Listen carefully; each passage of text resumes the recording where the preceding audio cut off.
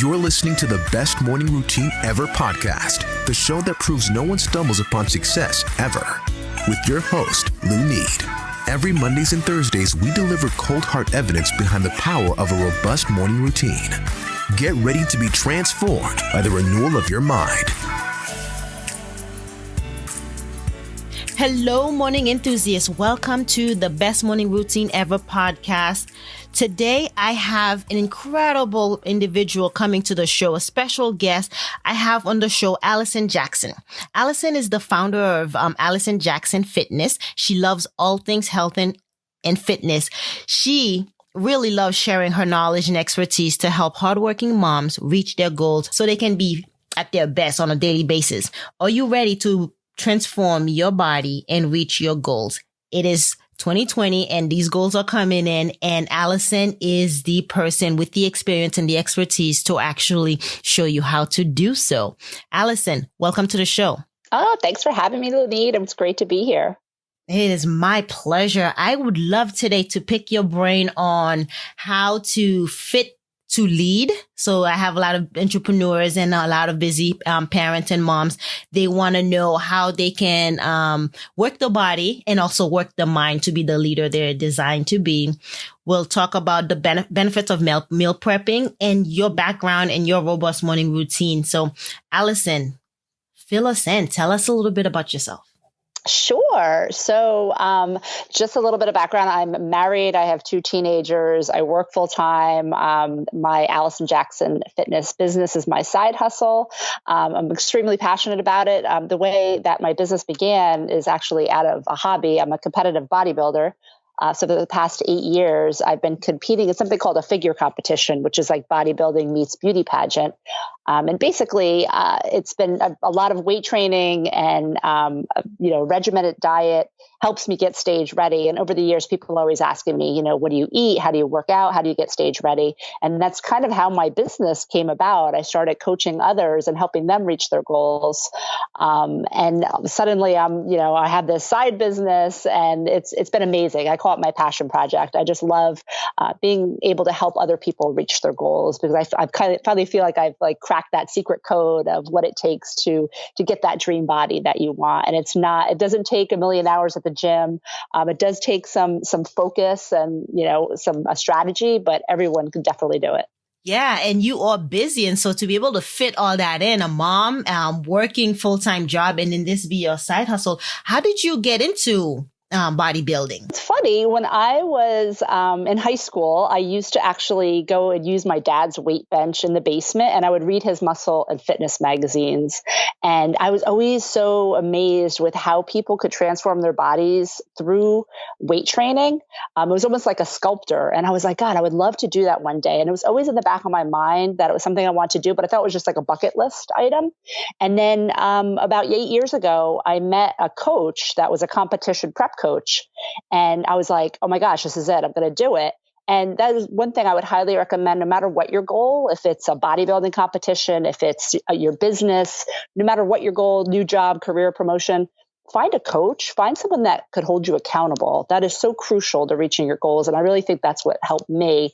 And now, in turn, I'm able to do that for other people. So that's definitely something I highly recommend. Yeah. And I agree with you about finding a coach, an accountability partner, somebody to hold you, to your word, because we need that push and sometimes. And I also believe that I believe in coaches and following the experts because their success leaves clues, right?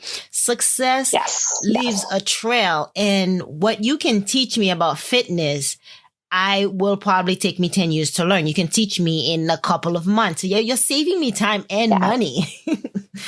Yeah. Coaches definitely fast track any of the research, figuring out the program. They just kind of, hand deliver it to you. Yeah, that sense of expertise. And I really like that about you because you walk the walk. You did the fitness part, and now you're passing on the torch. You're helping other people, but you have a niche. You work closely with moms. Tell us about that niche that you chose to work with. Yeah. So I feel like to your point, walk the walk, talk the talk. I understand busy corporate traveling moms that possibly have other things going on. You might have a side hustle. You might be taking care of elderly parents. It's women that are super busy and don't have a lot of time, but also don't focus on themselves. And maybe at one time you used to work out or you were in shape or you had more time, but now you don't. So it's really about finding the most effective, efficient way to get where you need to go and making sure that you do focus on yourself because self-care is so important aside from the nutrition and the workouts. It's about that mindset and having that positive attitude as well. Mm-hmm. And moms need all the help they can get because my sister is a mom. There's a need to take care of others, right? So you don't put self-care first, and it's a time to actually shift the mindset and start thinking about you. Start thinking about if you're not healthy, if you're not well, then you're not good to your family. You're not good to your kids, and so putting that first is crucial. So, what are some of the things you work with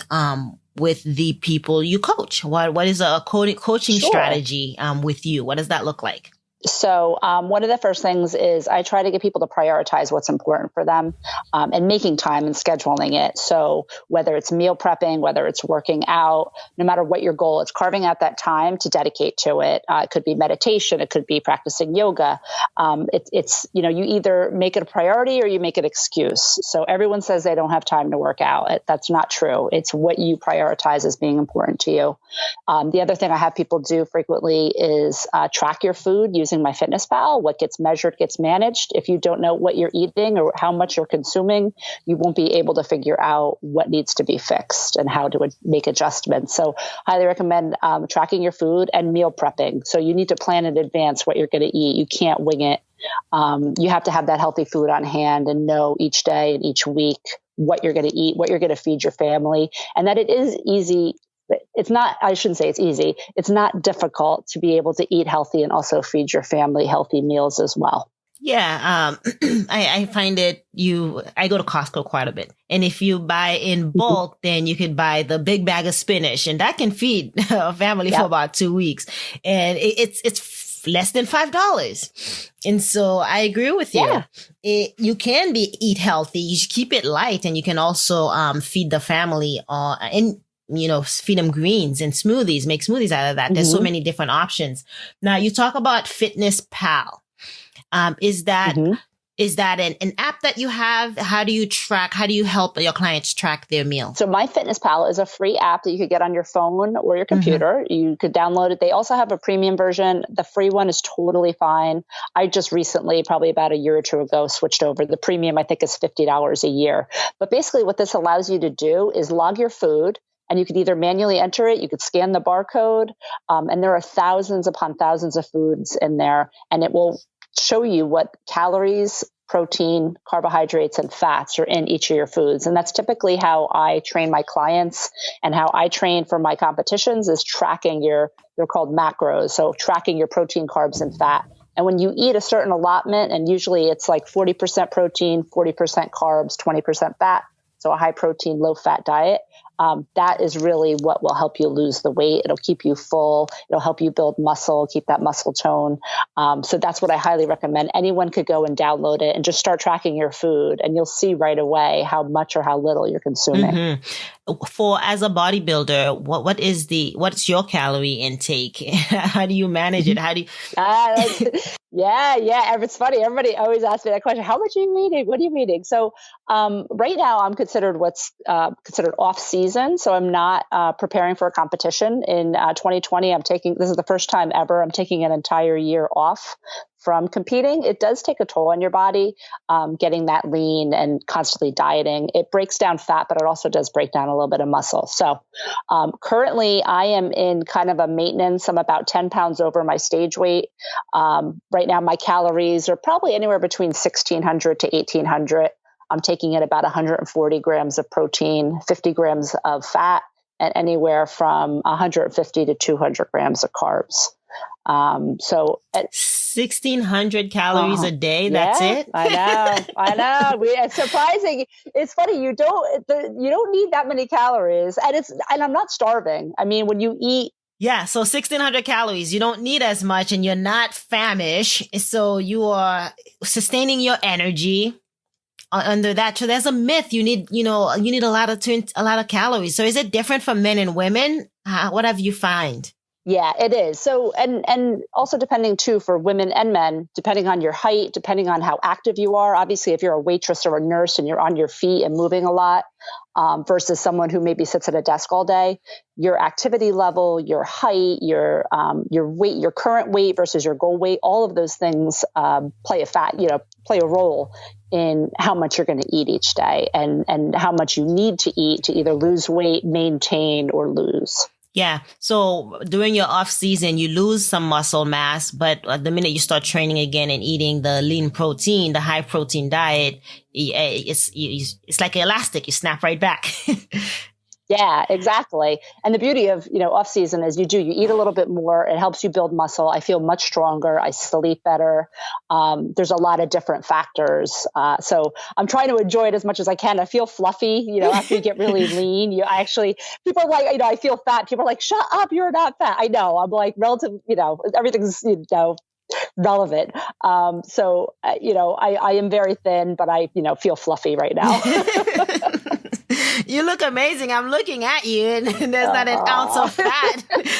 And it's pretty impressive. Thank you. It's pretty impressive how you can train the body. You can transform the body. You taking that time off, you letting the body rest because you said it's taxing, right? It's physically taxing to be so rigorous with your physical activity and your eating habit. What are some things that how does it affect the body long term? Yeah. So it's funny. I always say bodybuilding is not, I would call the healthiest of hobbies.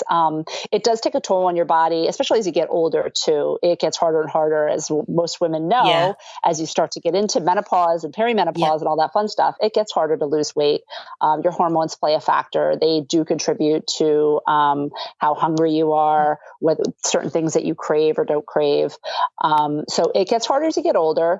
At the same time, that muscle memory, things just come back a little bit easier and faster in terms of muscle and losing the fat. Your metabolism, you begin to train it. But when you are dieting down, the things that people don't realize is like, I'm constantly cold. So when you don't have a lot of body fat, you're constantly cold. Other things are, you have a hard time sleeping. You're not as strong in the gym. The workouts get harder, even though you're not lifting as much weight.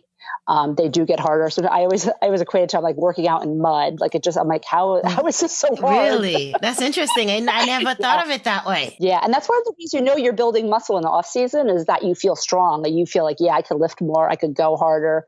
That's when you know that you're feeding your body and you're building muscle, is when you really feel like you're strong and you can lift heavier. And that's another misconception people have. Lifting heavy will not make you bulky. There's no such thing as muscle toning. You need to lift heavy to build muscle. And I lift as heavy as I can. And it's a struggle to pack on like 2 to 3 pounds a year. It's hard. It's very hard to build muscle. You need to take in the right amount of protein and lift heavy. But if women could build 2 to 3 pounds of muscle, fat, very easy to add on. Yeah, I know. Don't I know it? You and me both. I have been on a get shredded plan for 3 months and I was dumbfounded of how long this is going to take because we're talking about eating right, doing the lean protein and working out 5 days a week and using Fitbod to actually assess my own body weight and using and increasing my weight every workout. And so it's holistically just helping me. But I realized 3 months into it, I'm like, all right, my arms look a little more defined, but I look at my fiance, he does the same workout eats the same way, and then he's a lot more defined than I am. So it's really harder for women to actually get into that. I guess it would be unnatural to look like a man, right? It would, if you think about it. Yeah, and men do have it easier. I mean, they're just naturally have a more proportionate amount of muscle, so it is a lot easier for them to drop weight. With women bearing children, we are prone to packing on, fat around the belly, butt, legs area. That's another thing that, you mentioned about your legs and your arms getting leaner. That's another thing you'll notice too. Most women will start to lean out from the top down. So of course your butt, legs, the spot that you have the weight to come off the most, that's usually the very last part. Talking about perseverance, you gotta keep it going. And then, yes. And then the reward, you'll reap the reward. It'll be so sweet once you actually get that body and you can flaunt it. Yes. And, consistency is so important, and really 90% of it is nutrition. So when you start to see changes, a lot of it is going to be due to nutrition, and the workouts will just speed that up. Yeah, I agree with you. A lot of it is in the kitchen, because if you're not intaking the right amount of calories, as you mentioned, or not knowing what the number is, because we're on this misconception, we need 2,500 calories a day. And really, and if you're not burning calories, if you're not refueling properly, really, you're just setting yourself up to gain weight.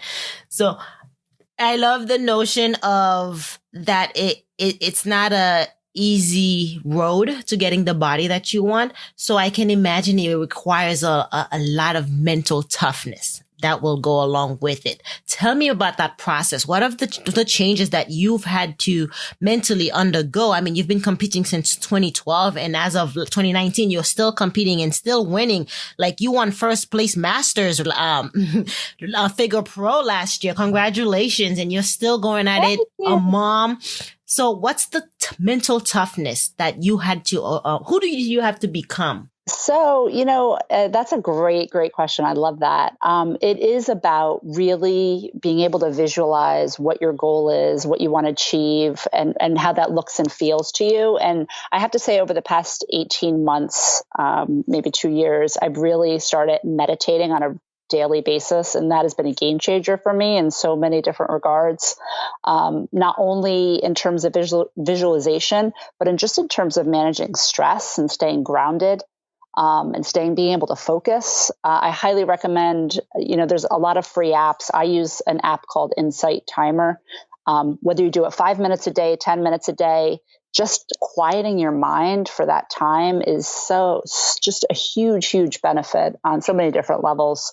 As a mom, as an employee, as a wife, as a daughter, like across the board, I can't say enough about that, how that has helped me. I wish I had it, when I first started competing, but that definitely helps with my motivation, helps with my attitude and my mindset. So I would definitely recommend that. Meditation, visualization, and stress management. Those are key components to a happier individual. So it's a great segue, Allison, to our morning routine. How do you get up, dress up, and show up? What do you do in the morning? My alarm goes off at 4:19. I am at the gym by 4:45. I get in like a 45-minute workout, which may or may not, usually it's mainly weight training. There might be cardio. I come home, I get my kids ready for school. I get myself ready. And then before I head into the office, I will meditate. I'll write 10 things I'm grateful for. And do my to-do list for the day, and then just hit the ground running. That's impressive. 4:19. You are up when some days are easier than others. You are up when the rest of the world is sleeping. That is fantastic. Mm-hmm. And this is the same schedule you follow when you are training, or does it vary? No, I try to wake up and go to sleep the same time, on season, off season, weekends, weekdays, which to my husband's dismay, when he wants to go out on Friday and Saturday night, I'm like, I need to be in bed by 9. But I do try to follow that schedule, like, year round. I mean, obviously holidays and special occasions, I kind of veer off, but I do find that just having that routine helps me keep focused. Yeah, there is something to say about waking up at 4 a.m. It is when the brain is most alert. If you go to sleep between 10 and then wake up at 4, you feel more rested. You know, your body goes through REM cycle when you sleep a lot more sound. And I was up at 4:30. I'm up at 4:30 typically, just like you, because I feel like we get more time out of the day than other people. Cause if you think about it, people are sleeping until 6. That's an extra 2 hours that we've had in the morning. Yeah. Totally. And I know love that. Earl Nightingale says if you wake up 1 hour earlier than everyone else, but at the end of the year, you will have gained 6 weeks more than everyone else. Can you imagine? Can you imagine? I love that. Yeah, you're already working out, so you're taking care of yourself. Everyone else is still scrambling out of bed at 6 a.m. and rushing into the traffic, rushing through the day. And you've already worked out. You took care of your body and you're like ready to take care of the kids and then getting the meditation piece in. That's like incredible. I love your piece on your gratitude journal. That time spent in focusing on the positive, in focusing on the things that are going well, it breeds more success. It breeds more things for you to be grateful for. What? I totally agree. Yeah. So, tell us a little bit about, now you mentioned the meditation. You have the stress management app. That's part of the meditation piece for you? Yeah. So with Insight Timer, they have guided meditations, but then they also have a timer where you could just meditate on your own. So I literally just play it by how I feel. Some days I want to focus on gratitude or abundance, or I feel like I need more, positive energy. So I might do a guided one. But like this morning I have a 5-minute, 11-minute. I did an 11-minute one and just focus on thinking about nothing, just absolutely nothing. It was hard. It's not as easy as it sounds. I've tried it. Yeah. You had that to-do list like constantly going, right? Yeah. Or thinking about that conversation that you had or you're going to have. I mean, the mind just kind of floats away. Like one analogy that I got through Headspace. I use Headspace and it does a similar thing to the Insight Timer you're talking about. And it talks about the mind. Like imagine you are stuck in traffic and then every thought is like a car passing you by.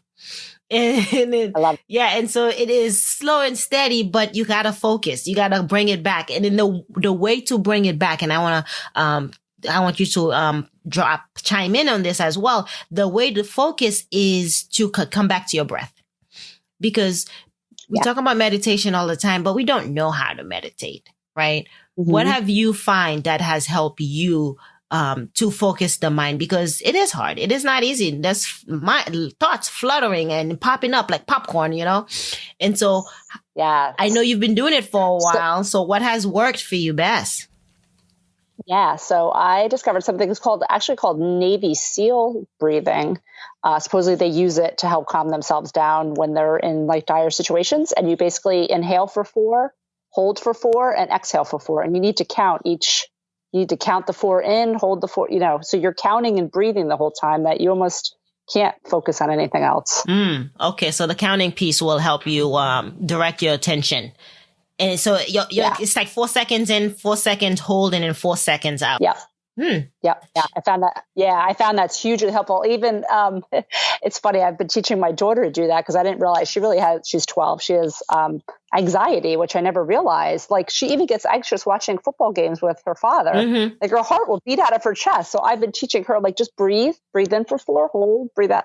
Like just, you need to learn these tactics to calm yourself down or, be able to relax. Yeah. And I think we need to learn it, in the household, at home, in school, because it's like being told to concentrate. It's saying, hey, focus on your homework, concentrate, do this, do that. But if you really think about it, no one ever taught us in school how to concentrate. just tell us to do it. No, that would tell us how to calm down. And so that tactic that you're showing your daughter, and we need the tools. We need the how-tos. Yes, absolutely. So that we can be able to apply it. And that's where coaching comes in again, right? Because you have somebody who will know what you're going through and know how to give you the right tools to actually accomplish your goals and whatever that is.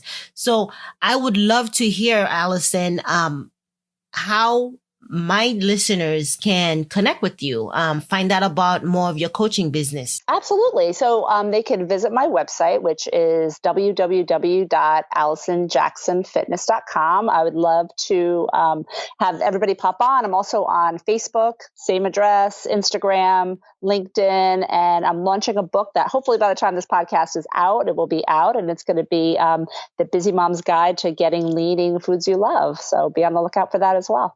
Fantastic. Allison, I want to thank you so much for coming on the show. It's been a delight. Thank you so much for having me. It's been awesome talking with you. All right. Thank you. Bye-bye. All right, morning enthusiasts, that's it for today's show. Thank you for tuning in. If you love the Best Morning Routine Ever podcast, we'd love to hear from you. So go ahead and subscribe, rate, and give a review on iTunes or Google Play. While you're at it, tell a friend about the show. Be sure to visit bestmorningroutineever.com and our Facebook group to join the conversation, access the show notes, and discover our fantastic free bonus content. Until next time.